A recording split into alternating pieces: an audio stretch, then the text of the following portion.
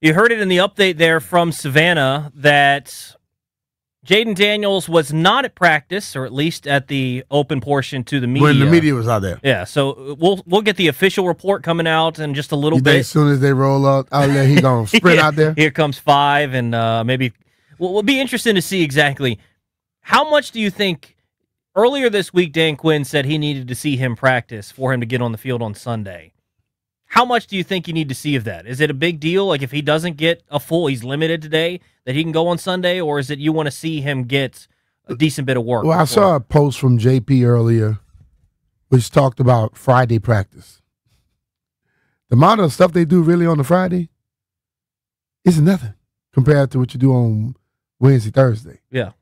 So if Friday, take us through the normal practice week like, in terms of like normally what you're doing. In a practice week, our big days were Wednesday, Thursday. And that's when you install like everything. And then Friday was more or less the walkthrough stuff, the 2-minute things of that nature, much lighter. We got off early. And it's the same way. They've changed up the way how the week is, but it's the same. Yeah. Friday's not that difficult because you're close to the week. You're not going to work them too much. You're trying to make sure you're going through everything where you're getting maybe your third downs and your 2-minute stuff in. But the physicality has been done already. You know what I mean? Yeah. So when you say we're going to watch a guy and he gets practice on Friday, what do you really need to see? Yeah, my thing, too, last year, Jayden would miss a significant portion of practice, I think for the Bears game. I don't know if he practiced at all that week, and then got on the field. Didn't look quite as sharp. Frankly, if you remember that game, the Hail Mary is obviously what stands out, but it was actually a frustrating game overall because Washington felt like they dominated the game but weren't putting up enough points to dominate on the scoreboard.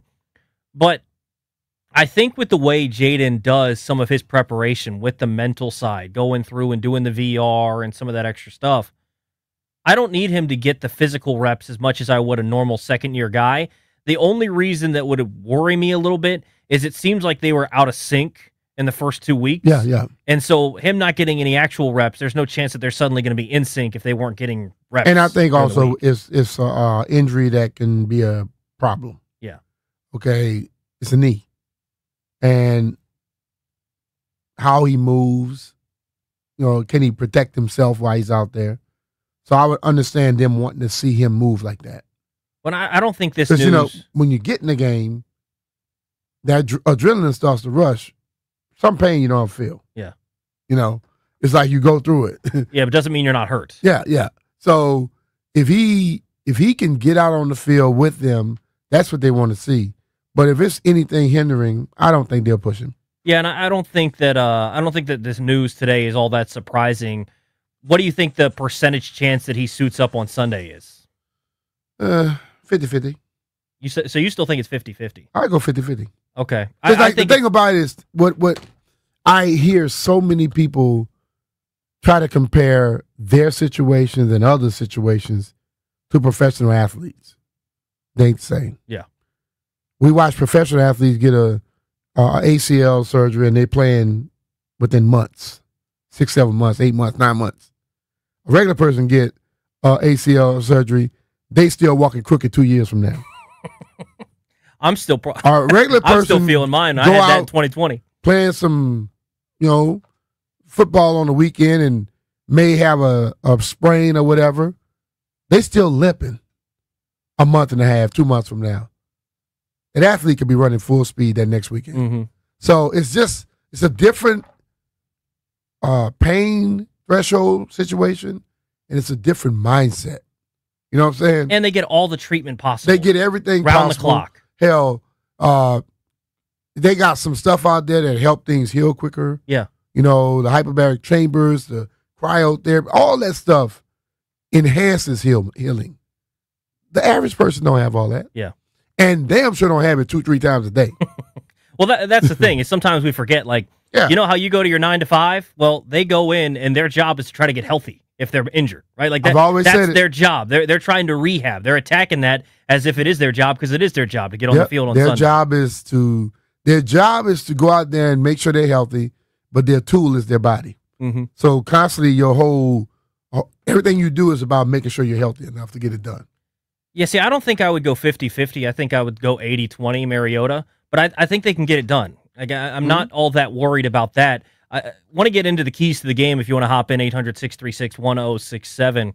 We were talking about the confidence level with Mariota. I think obviously Mariota going out there being efficient, if he's going to ultimately be the starter, is going to be a big part of this. But to me, we can talk about offense because so much of that is going to be the focus, whether Jayden plays or not.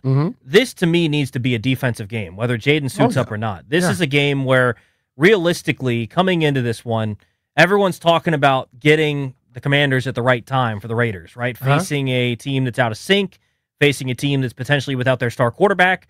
But I almost feel like on the flip side, you're catching the Raiders at the right time in terms of their offensive line hasn't been clicking to the point that Ashton Jeanty hasn't gotten going. I think by week 12, week 14, by the end of the year, Ashton Jeanty is going to look like the stud that was drafted in the top 10, right? He's going to look like that dude. He hasn't looked like that just yet. I don't know that it's necessarily Jeanty as much as the offensive line hasn't gotten clicking. And two, their most dynamic weapon in the passing game, Brock Bowers, I don't know what his health is. You watched him last week. He's wearing a big, bulky brace on that knee. He wasn't moving quite as sharply and as fast as he normally does. So those are their two major weapons, and neither one, Bowers isn't 100%, and Jeanty hasn't really gotten started yet this year. I think the defense has to find a way to hold that team in that non-explosive offense, and I think you find a way to win this one regardless of what the quarterback is. Biggest investments this year were in the trenches, and the trenches need to win. As Fred Smoot say, they need to win the trench warfare. I mean, you won week 1, you lost week 2. Pretty simple. So now, in the trenches, Kinlaw, Tunsil, those guys, the drafting of Connolly, Goldman, all that stuff right there, they have to win that battle. They win that battle, the rest of the stuff falls in place. Yeah. Nikki actually pointed this out. She just tweeted this, Nikki Jobvala on Twitter. She tweeted a video, October 25th of 24, live shot of Jeff Driscoll and Sam Hartman coming down to practice. That was the Friday before the Bears game. No Jayden Daniels that day. And we obviously remember him suiting up and playing in the Bears game. Not saying he's going to play, and we'll get a practice report officially a little bit later, but that's going to be something we'll monitor. If we get any updates, we'll let you know. I think Dan Quinn's going to talk to the media in just a little bit. Maybe he'll give something. If I know anything about Dan Quinn, if we've learned anything, absolutely nothing. He'll tell you that he is still questionable, and it's nothing. It's day to day or whatever he's going to say. He's not going to definitively probably tell you whether he's in or out for Sunday, and he shouldn't.